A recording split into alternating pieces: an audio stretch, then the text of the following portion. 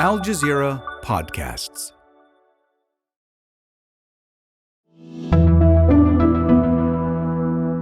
Today, tensions at U.S. college campuses over Israel's war on Gaza continue to reach new heights.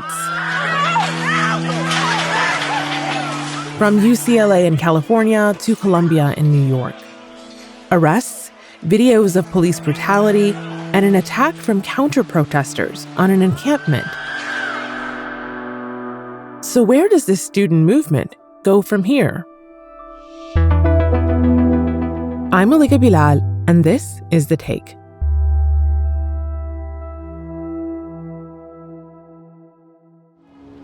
I'm on the campus of the University of California, Los Angeles, a day after pro-Palestinian protesters were violently attacked by pro-Israel counter-protesters. I'm inside the encampment right now, the very encampment that was attacked. There has been word that this will be forced to be broken up later today. Police are circled outside of the encampment. Students are moving about. Some are breaking down their tents. Others say they're staying.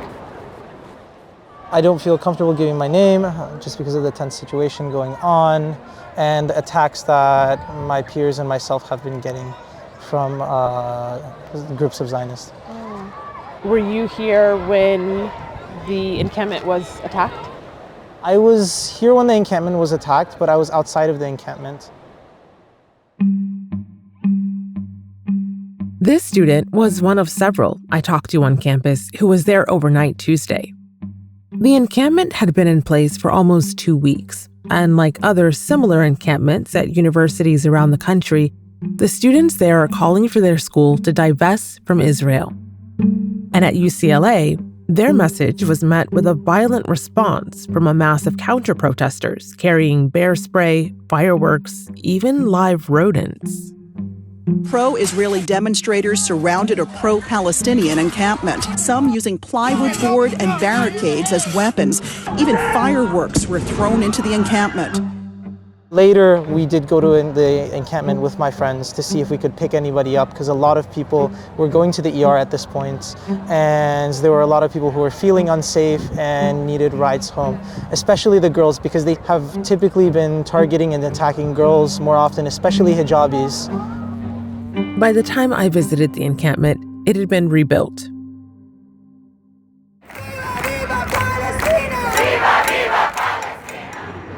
So there's an assembly line of sorts. Students have lined up on the stairs leading up to the encampment, which is at the top of a beautiful green hill. It's very colorful right now, but this assembly line, students are passing along sheets of plywood to reinforce the encampment. Come down now once these people leave, okay? Thank you. It may look like chaos, but there's organization here, there's a leader, there's a hierarchy, and everyone is helping each other. But just hours after I left UCLA, police stormed in to clear the encampment. Officers in riot gear used flashbangs, arresting students. Several injuries were reported. It was one of the largest police raids on student protesters since nationwide demonstrations in solidarity with Gaza broke out. But a few students remain defiant with a call for peace. The police raid at UCLA echoes similar ones that have played out at universities across the United States, prompting U.S. President Joe Biden to address the protests and the response. We've all seen the images, and they put to the test two fundamental American principles. The first is the right to free speech and for people to peacefully assemble and make their voices heard. The second is the rule of law. Both must be upheld. We are not an authoritarian nation where we silence people or squash dissent. The American people are heard. But many of the protesters we heard from felt differently. On Monday night, at Columbia University in New York, where the first Gaza Solidarity encampment began, students extended their protests to occupy a university building. But the next night, Columbia's president, Nimat Shafiq, asked the police to come in to clear out the building and the encampment. More than 100 people were arrested. Get out! Guys, I'm asking you to leave now. Now! Get off the stairs! Get off the stairs! Dalia Darazim, a first-year Palestinian-American student who's been heavily involved in the protest movement, was there and told us the New York Police Department response was brutal. The NYPD swarmed in numbers that I don't think was comprehensible to anyone. It was horrifying to witness. I was in front of the barricade until the NYPD brutalized the people in front of the barricade. And they pushed everybody else in a ratio that was unheard of into John Jay Hall, a residential building, and barricaded the door with no legal observers, with no medical personnel, with nobody in the building except hundreds of students who they pushed in. Dalia believes Columbia's administration put the protesters under siege that day by preventing faculty and other students that had been protecting them in solidarity from entering campus. And she compares it to the main thing she and her fellow protesters have been demonstrating against, Israel's siege on Gaza. I think that these administrations know that it cannot contain its student body. And the only way it was able to do so was putting us in a siege similar to that of Israeli siege on Gaza, on the occupied territories, of depleting us of all our people, of instituting checkpoints, of depriving us of all journalists, of all legal observers, of all food. That was the only way they were able to shut us out, and that's not a win. As tensions rise on campuses and students report feeling increasingly unsafe, university administrations and police have in many cases prevented journalists from reporting. Arrest him! Now! Guys, we're credentialed press. Let's go! And when much of the media can't get onto campus, student journalists are often filling the void. Could count, at least from my vantage point, a good 20 to 30, maybe 40 to 50 NYPD officers in riot gear. Great, thank you, David. We'll keep posted on the Hamilton Hall situation. Does anyone else have an update for the rest of you? Kianna Znika is the station manager at KRFH, a campus radio station at California Polytechnic University, Humboldt. Police have been on campus there multiple times since protests began on April 22nd. Protests that Kianna says have been peaceful and calm. People were just hanging out and there was a lot of organized events. I saw people making art, playing live music, and there was even a mutual aid kitchen making sure that everyone was getting fed. But earlier this week, police arrested 31 people at that encampment. When I got to campus at 10 p.m. on Monday night, that's when campus police started driving around and announcing on loudspeakers, declaring the occupation an unlawful assembly, telling students that they had 15 minutes to leave the area. Anyone left could be subject to arrest. And Kianna was live on Instagram as this was happening. You may also be in front of Library Circle, including the use of kinetic and projectiles. And of course, there was the threat of kinetic projectiles and chemical agents. This lasted hours. I personally witnessed the student protesters sitting in a circle in front of the cops with their arms linked. And I saw 2 students being picked up and having their hands tied behind their backs with zip ties. One student even had his legs tied and was carried off belly down by 4 cops. Chainsaws were being used to break the barricade, and I saw cops with bright orange projectile weapons. This is what I'm assuming to be the rubber bullets. There were officers with batons and shields, she says. And 2 drones were in the sky as well. Why this story isn't unique? After the break.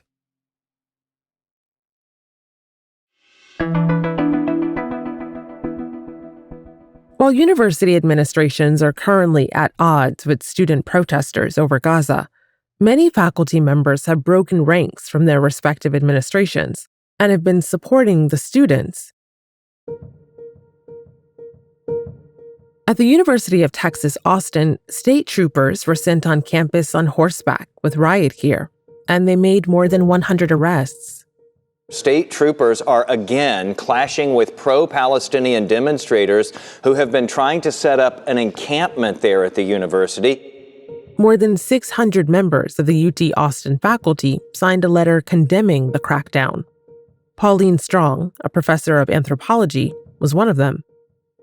The faculty who have stood up for students don't necessarily all have the same political views, but what we believe in is the right of our students to speak up and to challenge the university and the state and the nation. That is essential to higher education in the United States. Professor Strong says the force was used by the police. Not by the students, not by the protesters. They very forcefully moved the students when they were arresting them. And the arrests did not seem to be necessary in any way. They seemed to be arresting leaders of the group, even when the leaders were trying to comply and get others to comply with the orders of the police. And Professor Strong is placing the blame on the university administration. It seems that the administration was absolutely adamant about not allowing an encampment. And so they responded in force to the students' plan to have a gathering. And it seemed like a tactic of intimidation.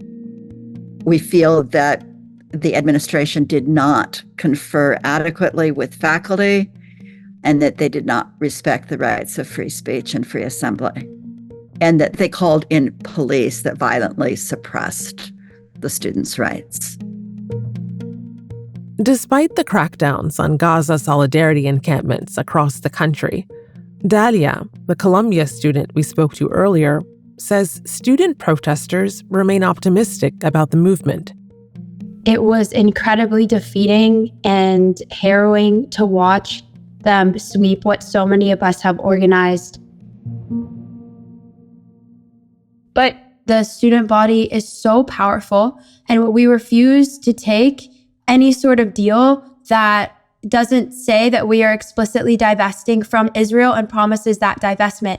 The brutalization of my peers, the mass arrest of my peers has only inspired me further and has only radicalized the student body further. I think everybody is deeply ashamed to be a student of Columbia University, but I've never been prouder to be a student of this student movement. Dalia points to the fact that so many other encampments keep popping up as a reason for her optimism. As our encampment got swept, there are many more restarting in our place. And we are so deeply grateful for our comrades who are willing to risk arrest. Columbia is part of a globalized student revolution. I watched the videos of NYPD marching like an army into Columbia University. It's terrifying. It's terrifying. And what's happening at UCLA with counter-protesters fighting. Master's student Sivan Gordon-Buxbaum has been involved with the encampment at Cornell University in upstate New York since it started on April 25th. I mean, we're scared, we're worried here, but there are people who are fighting for their lives right now. And so for us to put our bodies on the line in this way, I don't see any other way. The only response for me I can have is to stand up and stand in solidarity with the people of Gaza.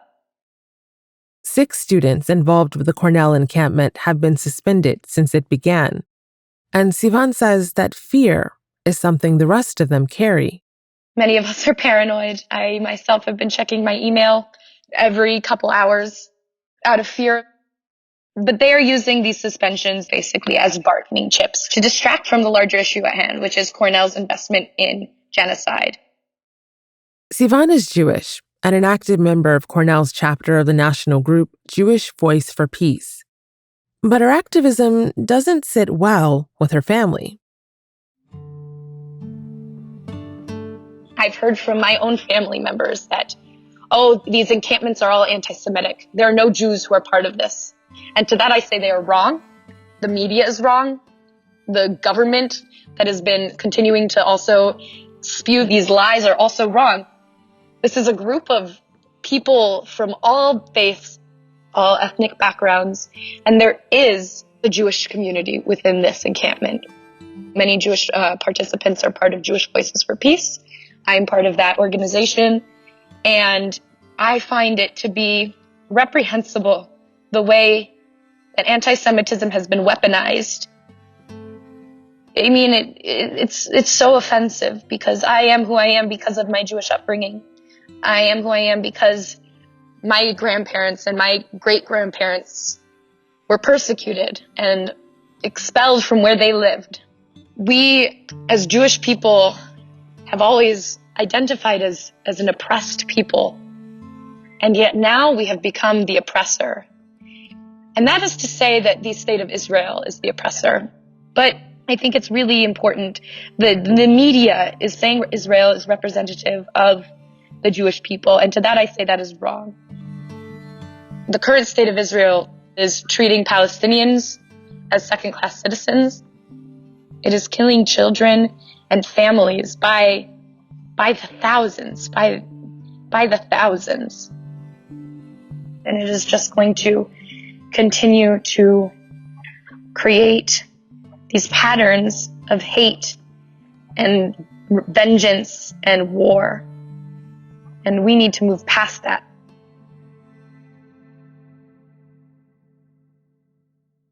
As Gaza Solidarity student protests across the country figure out a way forward, some are taking inspiration from Brown University.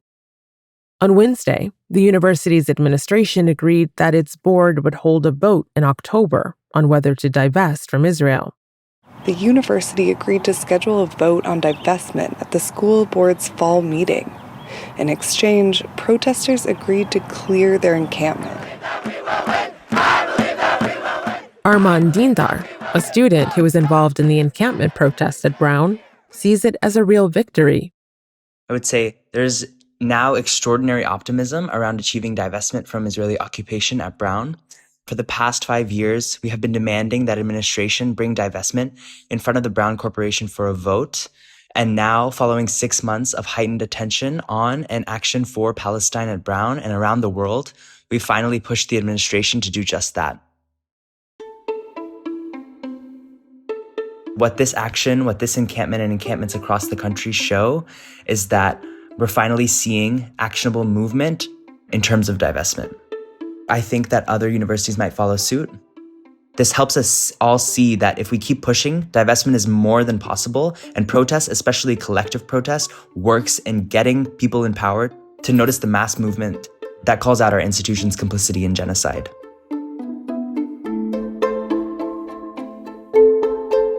And that's The Take. For more of our team's on-the-ground reporting from campus protests, head over to Instagram. You can find us at AJE Podcasts. This episode was produced by Ashish Malhotra, Chloe Haley, and Sonia Bhagat, with Sarí el-Khalili, Amy Walters, Negin Oliai, Khalid Sultan, David Enders, Zaina Badr, Berenice Campana, Manahil Naveed, Catherine Newhan, Tamara Kandakar, Tabish Talib, and me, Malika Bilal. Our sound designer is Alex Roldan. Alexandra Locke is The Take's executive producer, and Nate Alvarez is Al Jazeera's head of audio. We'll be back.